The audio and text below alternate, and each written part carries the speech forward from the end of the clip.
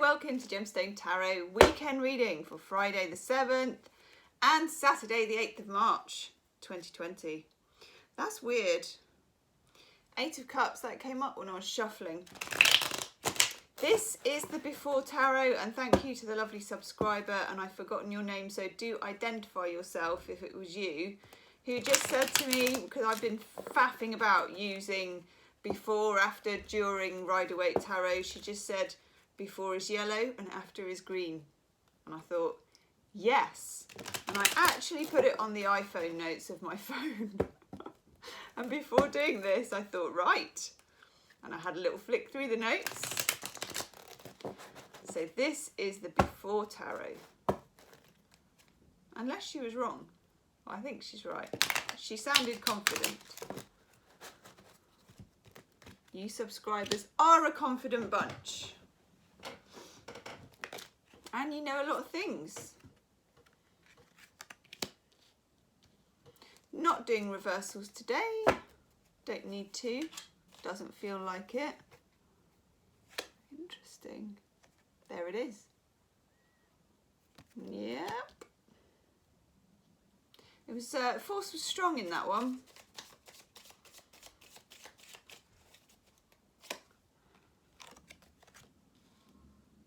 Ooh.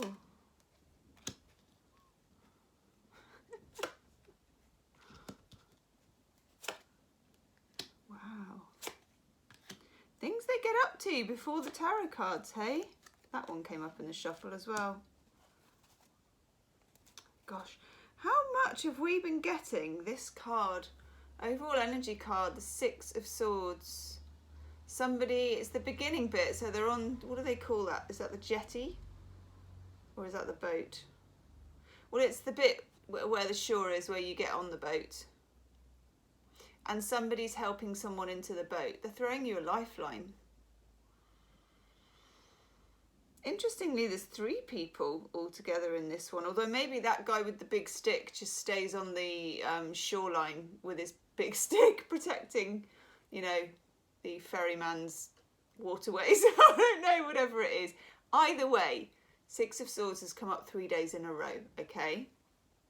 It's a nice card. 6s in tarot feel nice. They feel dynamic, and the number is even.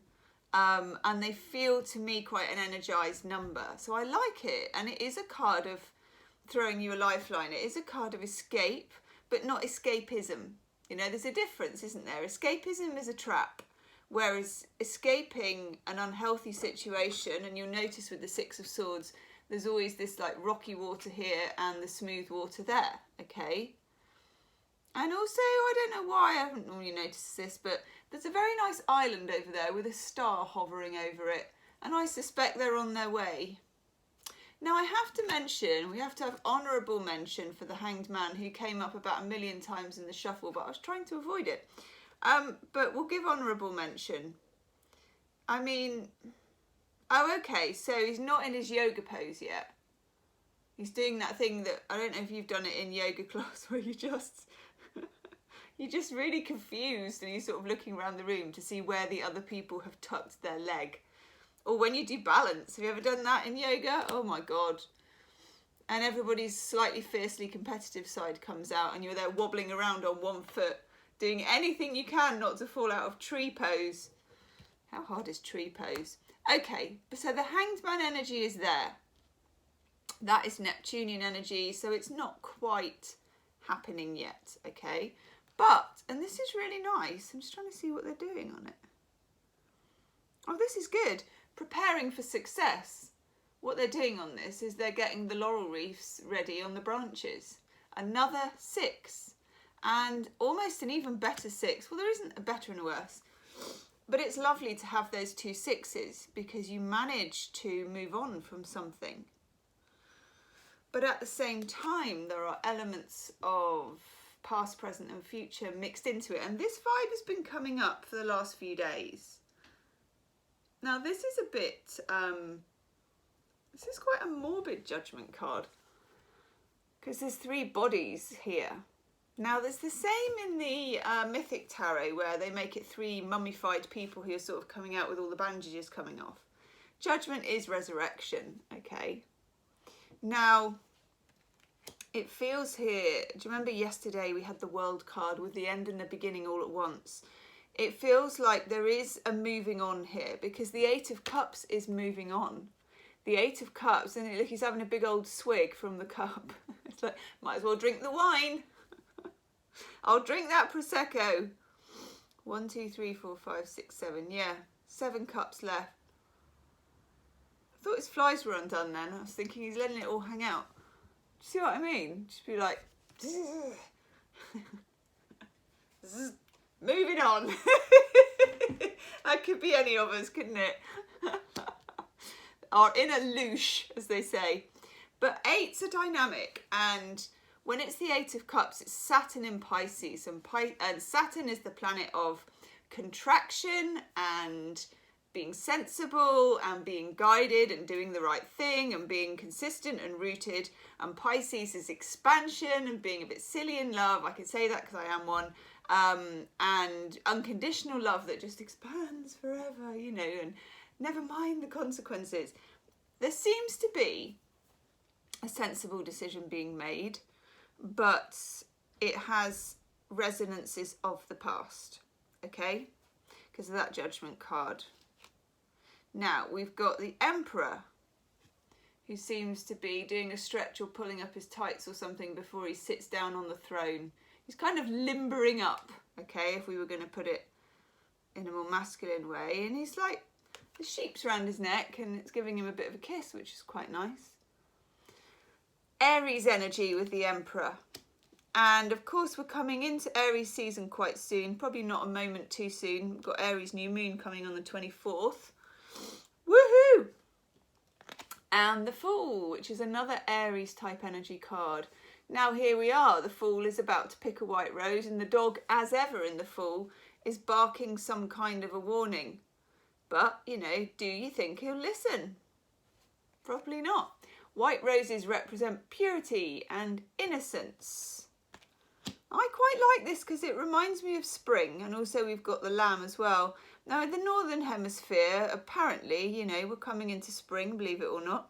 So there's something like with the weather and the plants, there's something that was dark and entangled and difficult that I feel just expands and somehow moves on to something better.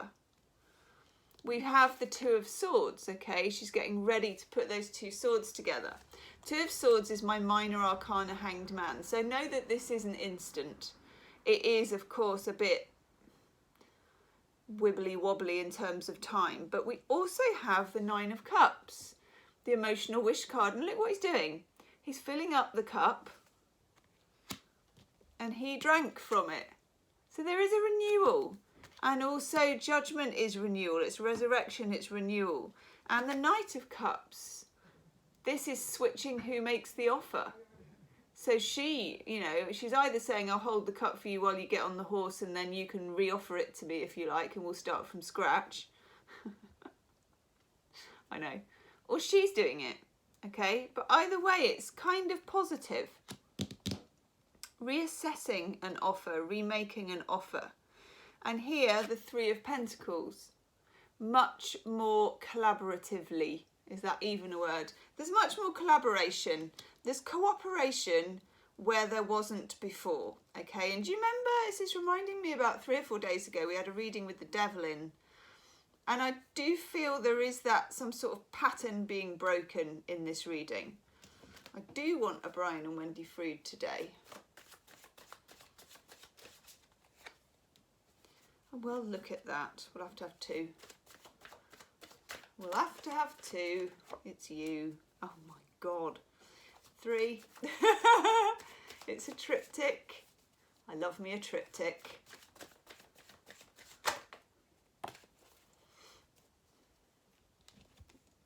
Oh, I love that itchy nose. Right, look, this is really interesting.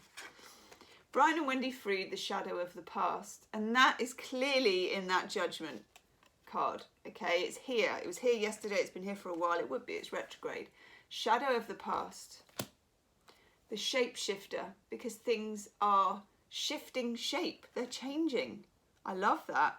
And then finally, the Prince of Light. This is where the light combats the shadow, and he also brings an egg, which is like new knowledge, new life. This is nice. Wisdom of the Oracle. Lovely Colette Baron Reid. She does a weekly reading on Instagram of the Oracle cards, which is really good. Okay. Why? Curiosity, okay? Not answers, but curiosity. It's all in the question at the moment. The answers will come, okay? Yay! Celebration. Full moon. Now this could be the Virgo full moon when Mercury starts to go direct slowly. It could be the next full moon that we have after that, which I think is in Libra in about the 8th of April, something like that. Think of full moons hopping cycles, okay? Because we had that world, it's my cycle arm. We had the world yesterday, which is also a bigger cycle. And what I'm getting is an image of all the full moons of the year joining together to make a big full moonology cycle thing. Okay, interesting reading. Leave me a comment, do subscribe to the channel, and I'll see you soon. Namaste.